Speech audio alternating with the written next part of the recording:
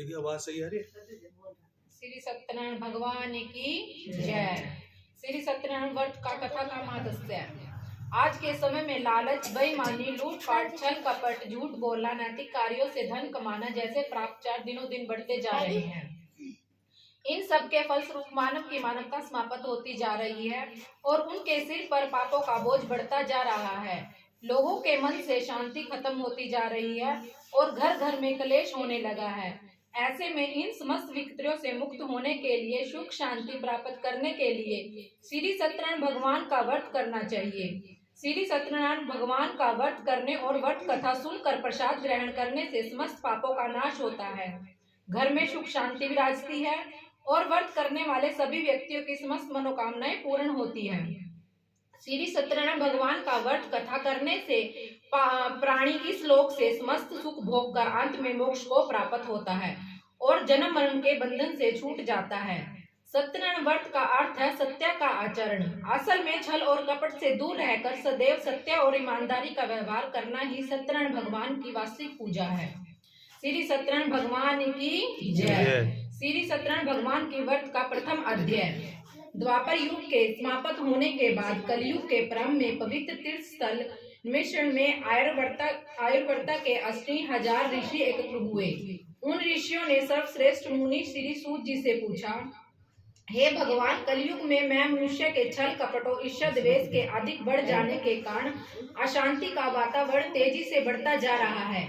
मनुष्य धर्म कर्म को भूल गया है और निर्धनों के शोषण, असहायों पर अत्याचार करने लगा है और धर्म विरोध आचरण में लिप्त हो गया है, जिससे वह पापों के बोझ में दबता जा रहा है।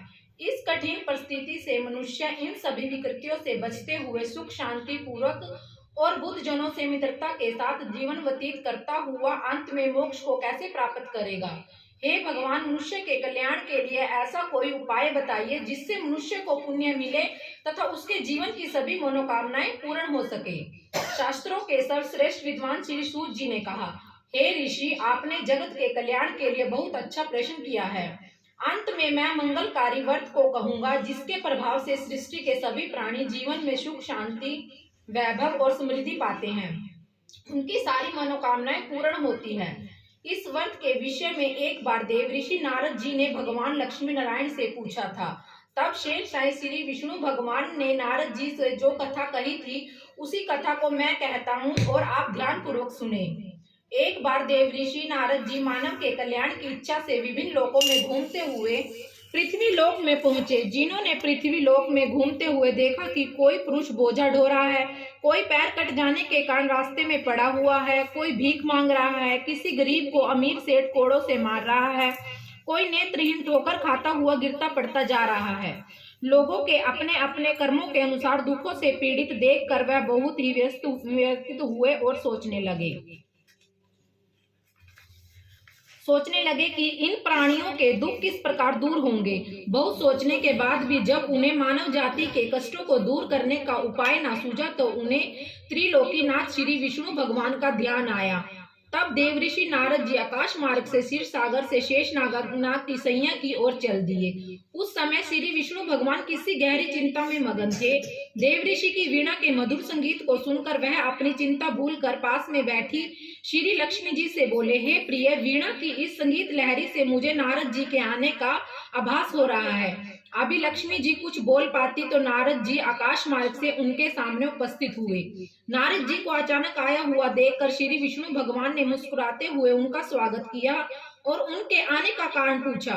नारद जी ने श्वेत वर्ण और शंख चक्र गदा व पद्म से सुशोभित 4 भुजाओं वाले श्री विष्णु भगवान की ओर देखते हुए शांत स्वर में कहा, हे प्रभु, आप सर्वशक्तिमान हैं और सृष्टि का पालन करते हैं। मनुष्य का मन और वाणी भी आपके गुणों का वर्णन नहीं कर सकते। आप सब श्रेष्ठ और सर्वव्यापी हैं। आप ना कोई आदि, न मध्य और न ही अंत है। आप सृष्टि के कण कण में विद्यमान हैं और अपने भक्तों के मनोरथ पूर्ण करने वाले हैं। मैं आपको नमस्कार करती हूँ।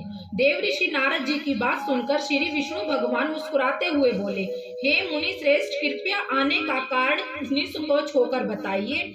विष्णु भगवान ने इस प्रकार पूछने पर नारद जी ने कहा, हे भगवान, पृथ्वी लोक पर जन्म लेने वाले मानव अपने अपने कर्मों के अनुसार विभिन्न योनियों में रहकर अनेक प्रकार के दुखों से पीड़ित हो रहे हैं। हे तीन लोक के स्वामी, मुझ पर कृपा करते हुए कोई ऐसा उपाय बताइए जिससे उनका दुख दूर हो सके और वे सुख संपत्ति को भोग करते हुए मोक्ष को प्राप्त कर सके। इस पर सभी प्राणियों को जीवन देने वाले श्री विष्णु भगवान बोले, हे नारद, अब मैं ऐसे व्रत बता रहा हूँ जिससे करने के विषय से सभी स्त्री पुरुष के पापों से मुक्ति मिलेगी, निर्धनता दूर होगी, मनुष्य सुख संपत्ति के साथ अनंत पूर्वक जीवन यापन करेगा। इस व्रत को करने पर उनकी सारी मनोकामनाएं पूर्ण होगी। सारे प्राणियों के कष्टों को नष्ट करने वाला व्रत श्री सत्यनारायण भगवान का व्रत। श्री सत्यनारायण भगवान के व्रत का पूर्णिमा और संक्रांति के दिन विशेष महत्व है। वैसे किसी भी दिन स्वच्छ होकर सायंकाल में कोई भी मनुष्य श्री सत्यनारायण भगवान की पूजा करे और श्रद्धा पूर्वक प्रसाद चरण अमृत ग्रहण करे तो परिवार सहित उसका कल्याण होगा, उसकी सारी मनोकामना पूर्ण होगी और उसके परिवार पर धन धान्य की कोई कमी नहीं रहेगी। कलयुग में मैं मनुष्य के मोक्ष के लिए यही एकमात्र सरल व उत्तम उपाय है। श्री सत्यनारायण भगवान की जय। द्वितीय अध्याय। श्री सूत जी ने कहा, हे ऋषि मुनि, अब मैं आपके सामने उस निर्धन ब्राह्मण की कथा का वर्णन कर रहा हूँ जिसने श्री सत्यनारायण भगवान का सबसे पहले व्रत किया। इस व्रत को करने से उस ब्राह्मण की निर्धनता दूर होने के साथ साथ उसके सभी कष्ट भी दूर हो गए। आप सभी उसकी कथा को ध्यान पूर्वक सुने। प्राचीन काल में एक निर्धन ब्राह्मण काशी नगरी में रहता था। भिक्षा मांग कर वह किसी प्रकार अपना जीवन यापन कर रहा था। जिस दिन भिक्षा नहीं मिलती उसी दिन उसे भूखे पेट सोना पड़ता था। उसकी ऐसी दशा देखकर ब्राह्मण प्रेम करने वाले श्री सत्यनारायण भगवान एक दिन उस ब्राह्मण के समीप एक वृद्ध व्यक्ति के रूप में धारण कर पहुंच गए। वृद्ध व्यक्ति के रूप में उन्हें उस ब्राह्मण से पूछा, हे ब्राह्मण देवता, तुम इस प्रकार घर घर भीख मांगकर अनेक कष्टों को सहते हुए कैसे जीवन यापन कर रहे हो? वृद्ध व्यक्ति ने इन वचनों को सुनकर ब्राह्मण बोले, हे मित्र, मैं बहुत गरीब ब्राह्मण हूँ। आय का कोई साधन न होने के कारण मैं भीख मांग कर किसी प्रकार अपना जीवन यापन कर रहा हूँ। यदि आप मेरी गरीबी को दूर करने का कोई उपाय जानते हो तो कृपया करके मुझे बताइए। निर्धन ब्राह्मण के वचन सुनकर वृद्ध व्यक्ति ने कहा, हे मित्र, श्री सत्यनारायण भगवान का व्रत कथा सुनने, प्रसाद ग्रहण करने से तुम्हारी गरीबी अवश्य ही दूर होगी। श्री सत्यनारायण भगवान की पूजा करने से तुम्हारी सारी मनोकामना पूर्ण होगी। तुम्हारे घर में धन संपत्ति की कोई कमी नहीं होगी। ब्राह्मण को व्रत करने की विधि विधान बताकर वृद्ध व्यक्ति के रूप वाले श्री सत्यनारायण भगवान वहां से चले गए और आगे जाके अंतर ध्यान हो गए। निर्धन ब्राह्मण ने वृद्ध व्यक्ति द्वारा बताए गए व्रत को करने का निश्चय किया। उस रात वह सो नहीं सका। वह व्रत के विषय में सोचता रहा और पूरी रात श्री सत्यनारायण भगवान को याद करता रहा। प्रातःकाल उठकर श्री सत्यनारायण भगवान का व्रत रखने का निश्चय कर लिया। वह निर्धन ब्राह्मण भीख मांगने के लिए निकल पड़ा। उस दिन ब्राह्मण को भिक्षा में बहुत धन मिला। घर लौटकर उसने अपने आसपास के लोगों के साथ श्री सत्यनारायण भगवान की पूजा की, उन्हें व्रत कथा सुनाई, फिर सभी को प्रसाद देकर स्वयं भी प्रसाद ग्रहण किया। कुछ ही दिनों में उस ब्राह्मण की गरीबी दूर हो गई। उसके घर में धन धान्य की वर्षा होने लगी। धनी हो जाने के कारण लोग उसका सम्मान करने लगे। श्री सत्यनारायण भगवान की कृपा से निर्धनता दूर हो जाने पर ब्राह्मण हर महीने श्री सत्यनारायण भगवान का व्रत करने लगा। हे श्रेष्ठ मुनि, श्री सत्यनारायण भगवान का व्रत और पूजा करने से उस निर्धन ब्राह्मण के सभी कष्ट दूर हो गए। उस ब्राह्मण से श्री सत्यनारायण भगवान की व्रत कथा सुनकर अन्य व्यक्ति भी उसका व्रत करते हुए पूजा करने लगे।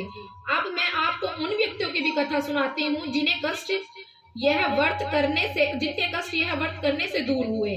धन संपदा से संपन्न उस ब्राह्मण ने हर महीने नियमित रूप से व्रत करते हुए जब अगले महीने श्री सत्यनारायण भगवान का व्रत किया तो उस व्रत में बहुत से बंधु बांधव और मित्र सम्मिलित हुए।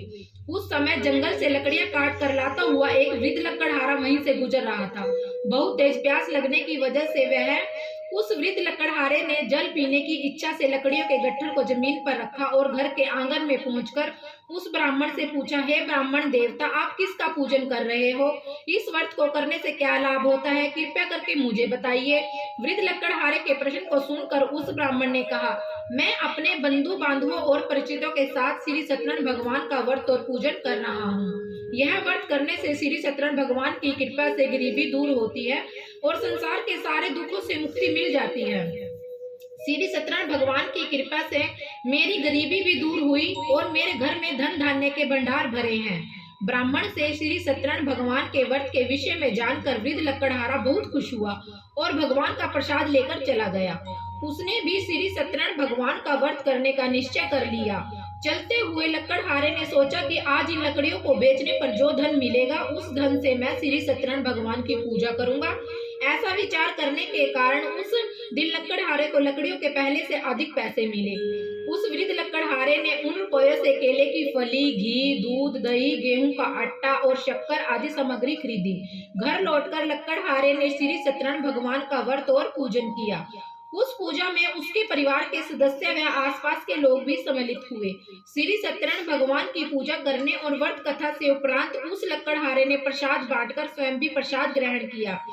श्री सत्यनारायण भगवान की कृपा से लकड़हारे के घर में धन धान्य की वर्षा होने लगी। उसकी गरीबी समाप्त हो गई। श्री सत्यनारायण भगवान की पूजा करते हुए लकड़हारा अनंत पूर्वक जीवन व्यतीत करता हुआ अंत में मोक्ष पाकर वैकुंठ धाम चला गया। श्री सत्यनारायण भगवान की जय। तृतीय अध्याय। श्री सूत जी ने कहा, हे श्रेष्ठ ऋषि मुनि, अब मैं आगे की कथा सुनाती हूँ। प्राचीन काल में कनकपुर में उल्कामुख नाम के एक बुद्धिमान राजा थे। राजा सत्यवादी और जितेंद्रिय था। उसे किसी भी प्रकार का लोभ लालच नहीं था। वह प्रतिदिन मंदिर जाकर श्री सत्यनारायण भगवान की पूजा करता था। गरीबों को अन्न, वस्त्र और धन देकर अनेक कष्ट दूर करता था। उस राजा की पत्नी सुभद्रा बहुत सुशील और सती सावित्री थी। वे दोनों हर महीने श्री सत्यनारायण भगवान का व्रत करते थे। श्री सत्यनारायण भगवान की कृपा से उसके महल में धन संपदा के भंडार भरे रहते थे। उनकी सारी प्रजा अनंत पूर्वक जीवन यापन कर रही थी। एक बार राजा उल्कामुख अपनी रानी और बहुत से अन्य लोगों के साथ भद्रशील नदी के किनारे सत्यनारायण भगवान की पूजा कर रहे थे। तभी नदी के तट पर एक बड़ी नौका आकर रुकी। उसी नौका में एक धनी व्यापारी यात्रा कर रहा था। वह व्यापारी काफी धन कमाकर अपने नगर लौट रहा था। उसका सारा धन उस नौका में ही रखा हुआ था। नौका से उतरकर वह व्यापारी राजा उल्कामुख के समीप पहुंचा। राजा को पूजा करते हुए देखकर उसने पूछा, हे राजन, आप इन सब लोगों के साथ किसकी पूजा कर रहे हो? इस पूजा को करने से मनुष्य को क्या फल मिलता है? राजा ने उन व्यापारी से कहा, मैं अपनी प्रजा के साथ श्री सत्यनारायण भगवान की पूजा कर रहा हूँ। मैं हर पूर्णमासी को श्री सत्यनारायण भगवान का व्रत करता हूँ और फिर पूजा अर्चना कर भगवान का प्रसाद लोगों में बांटकर स्वयं भी प्रसाद ग्रहण करता हूँ। श्री सत्यनारायण भगवान का व्रत करने से मेरे राज्य की सारी प्रजा सुखपूर्वक रहती है। राजा के कथन को सुनकर व्यापारी ने कहा, हे राजन, मैं भी सत्यनारायण व्रत करना चाहता हूँ। कृपया मुझे यह व्रत करने की विधि बतलाइए। राजा ने व्यापारी को श्री सत्यनारायण भगवान की व्रत की पूरी विधि बतलाई। फिर राजा ने व्रत कथा सुनकर अन्य लोगों के साथ व्यापारी को भी प्रसाद दिया और स्वयं भी प्रसाद ग्रहण किया। उस व्यापारी ने श्री सत्यनारायण भगवान को स्मरण करते हुए प्रसाद ग्रहण किया। आगे की यात्रा प्रारंभ कर दी। वही विभिन्न नगरों में व्यापार करता हुआ बहुत सा धन कमाकर अपने नगर लौटा। व्यापारी ने अपने घर पहुंचकर अपनी पत्नी लीलावती से कहा, हमारे कोई संतान नहीं है। कनकपुर के राजा उल्कामुख ने मुझे बताया है कि श्री सत्यनारायण भगवान का व्रत करने और उनकी कथा सुनने से सारी इच्छाओं की पूर्ति होती है। यदि श्री सत्यनारायण भगवान के अनुपम से हमारे कोई संतान हुई तो मैं भी सत्यनारायण भगवान का व्रत अवश्य ही करूंगा। व्यापारी के इस प्रकार का निश्चय करने के कुछ समय बाद लीलावती गर्भवती हो गई और 10वें ही माह उसने एक सुंदर लड़की को जन्म दिया। व्यापारी ने पुत्री के जन्म पर बहुत खुशियां मनाई, लेकिन श्री सत्यनारायण भगवान का व्रत नहीं किया। जब लीलावती ने अपने पति को श्री सत्यनारायण भगवान का व्रत करने से के वचन की याद दिलाई तो वह बोला, इतनी भी क्या जल्दी है, मैं इधर व्यापार में बहुत व्यस्त हूँ, अभी मेरे पास समय नहीं है। जब हमारी बेटी बड़ी हो जाएगी तो मैं इसका विवाह करूंगा, तब मैं श्री सत्यनारायण भगवान का व्रत अवश्य ही करूंगा। अपने पति की बात सुनकर लीलावती चुप रह गई। व्यापारी की पुत्री कलावती इस प्रकार बड़ी होने लगी जैसे शुक्ल पक्ष की चंद्रमा तेजी से बढ़ता है। शीघ्र ही वह 18 वर्ष बीत गई। एक दिन व्यापारी काफी धन कमाकर व्यापारी ने अपनी बेटी को सहेलियों के साथ उपवन में घूमते हुए देखा तो उसे उसके विवाह की चिंता होने लगी। अपनी पत्नी लीलावती से इस संबंध में बात कर व्यापारी ने कलावती के लिए सुयोग्य वर ढूंढने के लिए अपने सेवकाओं को भेजा। व्यापारी के सेवक कंचनपुर नगर में पहुंचे। वहां उन्हें एक वाणिक पुत्र को देखा। वह वाणिक पुत्र अत्यंत सुंदर गुणवान। सेवकों ने वापस लौटकर व्यापारी को उस वाणिक पुत्र के विषय में बताया। वह व्यापारी उस सुंदर लड़के को देखकर बहुत खुश हुआ और उसके साथ कलावती का विवाह बड़ी धूमधाम से कर दिया। दहेज में उसने वाणिक पुत्र को बहुत सारा धन दिया। कलावती का विवाह भी हो गया, लेकिन व्यापारी ने श्री सत्यनारायण भगवान का व्रत नहीं किया। लीलावती ने अपने पति को याद दिलाया कि आपने अपनी पुत्री के विवाह पर श्री सत्यनारायण भगवान का व्रत करने का निश्चय किया था। अब तो आप व्रत करें। पत्नी की बात सुनकर व्यापारी ने कहा, लीलावती, अभी तो मैं अपने दामाद के साथ व्यापार करने जा रहा हूँ। व्यापार से लौटकर श्री सत्यनारायण भगवान का व्रत और पूजन जरूर करूंगा। यह कहकर व्यापारी कई नौकाओं के सामान भरकर अपने दामाद और सेवकों के साथ व्यापार के लिए चला गया। उस व्यापारी के बार बार व्रत का निश्चय करने और फिर व्रत न करने से श्री सत्यनारायण भगवान क्रोधित हो गए और उन्हें दंड देने का निश्चय किया। व्यापारी अपने दामाद के साथ रत्नासरपुर नामक नगर में पहुंचकर व्यापार करने लगा। श्री सत्यनारायण भगवान की माया से कुछ चोर वहां के राजा के महल की चोरी कर भाग रहे थे। राजा के सैनिक उन चोरों के पीछे बढ़ रहे थे। भागते हुए चोरों ने सैनिकों से बचने के लिए चोरी का सारा माल व्यापारी की नाव में छिपा दिया। चोर खाली हाथ आसानी से भाग गए। चोरों का पीछा करते हुए सैनिक व्यापारी की नाव के पास पहुंचे। व्यापारी की नाव की तलाशी लेने पर उन्हें राजा को चोरी का माल मिल गया। तब वे सैनिक उस व्यापारी और उसके दामाद को बांधकर राजा चंद्रकेतु के पास ले गए। राजा चंद्रकेतु ने उन दोनों को कारावास में डाल दिया और उनका सारा धन जब्त कर लिया। श्री सत्यनारायण भगवान के प्रकोप से उधर लीलावती भी कई मुसीबतों में पड़ गई। चोर उसके घर से सारा धन चुरा कर ले गए। घर में खाने के लिए अन्न नहीं बचा। भूख प्यास से व्याकुल व्यापारी की बेटी कलावती अन्न की चिंता में एक ब्राह्मण के घर गई। वहाँ श्री सत्यनारायण भगवान की व्रत कथा हो रही थी। कलावती ने भी वहाँ बैठकर व्रत कथा सुनी और प्रसाद लिया। फिर अपने घर लौटकर कलावती ने अपनी माँ लीलावती को सारी बात बताई। कलावती से श्री सत्यनारायण भगवान की व्रत की बात सुनकर लीलावती ने भी श्री सत्यनारायण भगवान का व्रत करने का निश्चय किया। अगले दिन लीलावती ने अपने परिवार और आसपास के लोगों के साथ श्री सत्यनारायण भगवान का पूजन किया और फिर सबको प्रसाद बांटकर स्वयं भी प्रसाद ग्रहण किया। लीलावती ने अपने पति और दामाद के शीघ्र घर लौट आने की कामना से श्री सत्यनारायण भगवान का व्रत किया। लीलावती की विधि पूर्वक व्रत करने से प्रसाद ग्रहण करते हुए श्री सत्यनारायण भगवान प्रसन्न हो गए। उनकी मनोकामना पूर्ण की। उन्होंने राजा चंद्रकेतु को स्वप्न में दर्शन देकर कहा, हे राजन, वह व्यापारी और उसका दामाद बिल्कुल निर्दोष है। सुबह ही उन दोनों को छोड़ दो और उनका सारा धन भी लौटा दो, अन्यथा तुम्हारा सारा धन, वैभव, राज्य आदि नष्ट कर दूंगा। इतना कहकर श्री सत्यनारायण भगवान अंतर्ध्यान हो गए। प्रातः होते ही राजा चंद्रकेतु ने अपने मंत्रियों और राजजोशियों को रात के स्वप्न के बारे में बताया तो सभी ने व्यापारी और उसके दामाद को छोड़ देने के लिए कहा। राजा चंद्रकेतु ने तुरंत उन दोनों को छोड़ दिया, उनका सारा धन भी लौटा दिया। इस प्रकार श्री सत्यनारायण भगवान की कृपा से वे दोनों खुशी खुशी अपने नगर की ओर चल दिए। श्री सत्यनारायण भगवान की जय। चौथा अध्याय।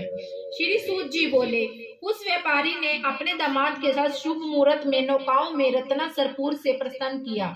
लंबी यात्रा करने के बाद एक नगर के तट पर नौकाओं को रोककर दोनों ने भोजन किया और फिर विश्राम करने लगे। जब नदी किनारे वे दोनों विश्राम कर रहे थे तभी एक श्री सत्यनारायण भगवान का साधु के रूप में वहां पहुंचे। उन्होंने व्यापारी के समीप पहुंचकर पूछा, हे वार्णिक, तेरी नौकाओं में क्या सामान है? मन ही मन यह सोचकर दंडी साधु अवश्य ही कुछ मांगने की इच्छा से सामान के विषय में पूछ रहा है। व्यापारी ने झूठ बोल दिया, हे दंडी स्वामी, मेरी नौकाओं में तो सिर्फ बेल और पत्ते ही भरे हुए हैं। व्यापारी के झूठे वचन सुनकर श्री सत्यनारायण भगवान ने कहा, हे वैश्य, तुम्हारा वचन सत्य हो। इतना कहकर दंडी वैश्यधारी श्री सत्यनारायण भगवान वहां से चले गए। उधर वह व्यापारी दंडी साधु को खाली हाथ लौटाकर बहुत खुश हुआ, लेकिन अगले ही पल उसकी सारी खुशियां समाप्त हो गई। व्यापारी ने जब अपनी नौकाओं में बेल और पत्ते भरे हुए देखे तो वह विलाप करने लगा। रोते रोते व्यापारी मूर्छित होकर गिर पड़ा। कुछ देर बाद उसकी मूर्छा भी दूर हुई तो वह विलाप करने लगा। तब उसके दामाद ने कहा, आप दुखी मत होइए, यह सब उस दंडी साधु के शाप की वजह से हुआ है। अंत हमें उनकी शरण में जाना चाहिए, वही साधु इस विपत्ति से छुटकारा दिलाएगा। दामाद के वचन सुनकर वह व्यापारी दंडी साधु को खोजने चला गया। थोड़ी देर बाद ढूंढने के बाद उन्हें एक वृक्ष के नीचे दंडी साधु के रूप में श्री सत्यनारायण भगवान फिर से मिले। व्यापारी ने दंडी साधु के चरणों में गिरकर झूठ बोलने के लिए क्षमा मांगी। दंडी रूपधारी श्री सत्यनारायण भगवान ने कहा, हे वार्णिक, तेरे बार बार झूठ बोलने की वजह से ही मैंने तुझे इतना बड़ा दंड दिया है। तूने बार बार श्री सत्यनारायण भगवान अर्थात मेरी पूजा करने का प्रण किया, लेकिन कभी पूजा नहीं की।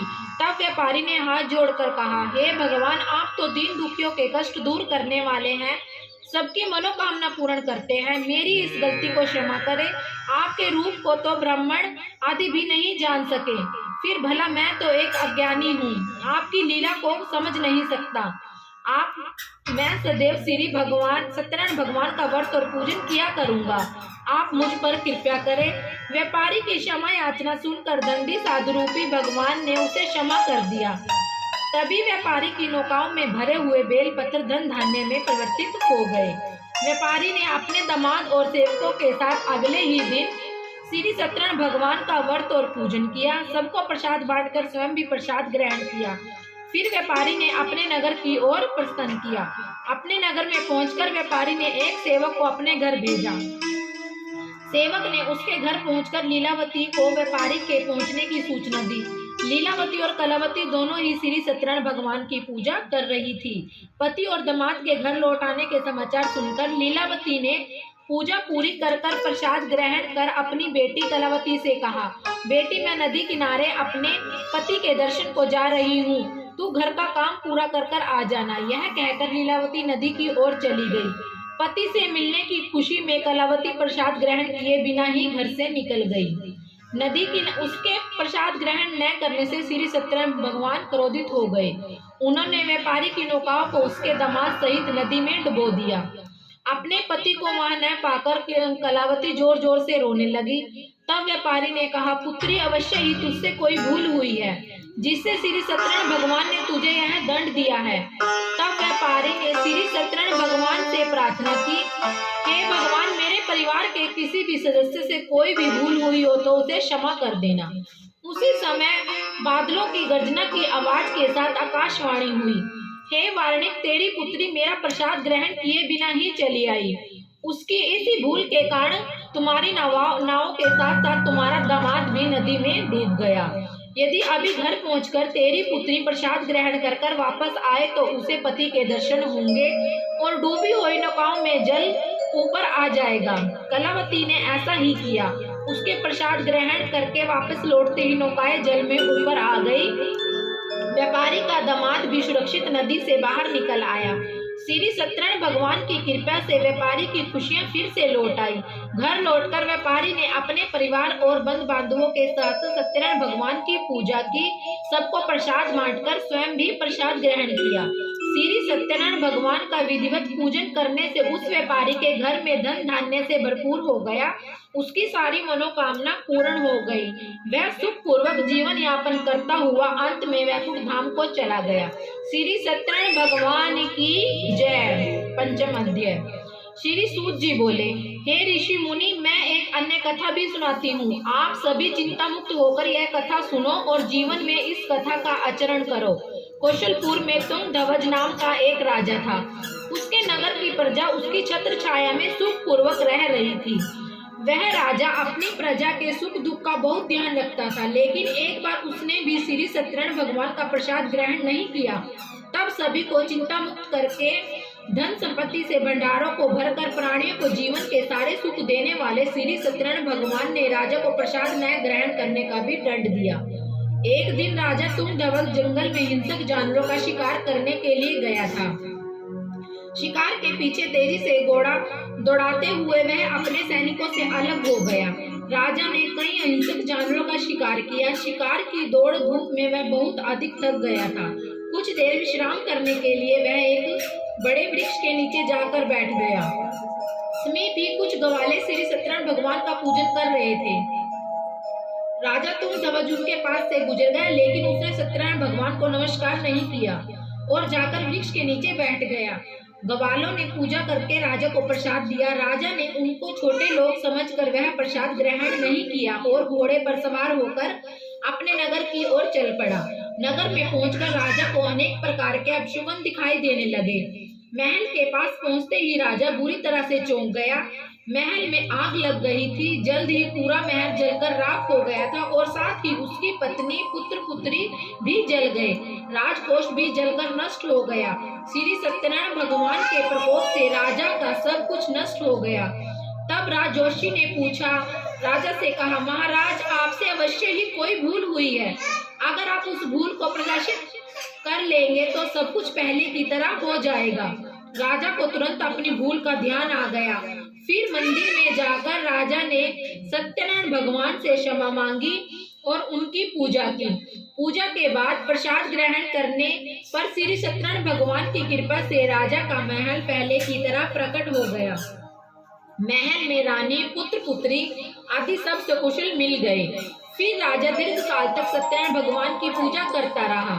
उनकी पूजा करने और प्रसाद ग्रहण करने से राजकोष बढ़ता रहा। राजा ने भी प्रजा के सुख के लिए उस धन का खूब उपयोग किया, लेकिन श्री सत्यनारायण भगवान की अनुपमा से राजकोष कम नहीं हुआ। जीवन के सभी सुखों को भोगकर अंत में राजा तुंगध्वज वैकुंठ धाम गया और मोक्ष प्राप्त किया। इस प्रकार जो भी व्यक्ति श्री सत्यनारायण भगवान का व्रत और पूजन करता है, उसके सारे दुख व चिंताएं दूर हो जाती हैं। उसके घर में धन धान्य के भंडार भरे रहते हैं। पूरा परिवार आनंद पूर्वक रहता है। श्री सत्यनारायण भगवान की कृपा से सारी विपत्तियां दूर हो जाती है।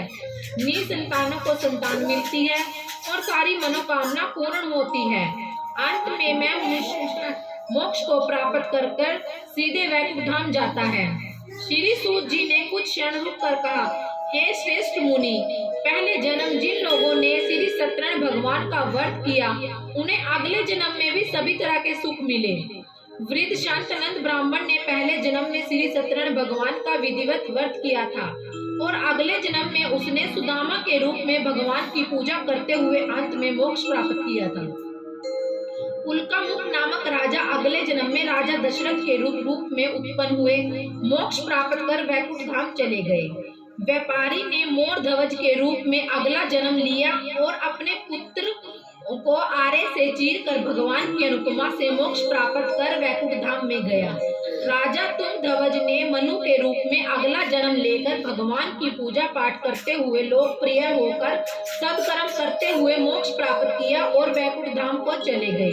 हे ऋषि मुनि, श्री सत्यनारायण भगवान का व्रत और पूजन मनुष्य को सभी चिंताओं से दूर करके धन धान्य के भंडार भरकर अंत में जन्म जन्मांतरम के चक्रव्यूह से मुक्ति दिलाकर मोक्ष प्रदान करता है। श्री सत्यनारायण भगवान की जय।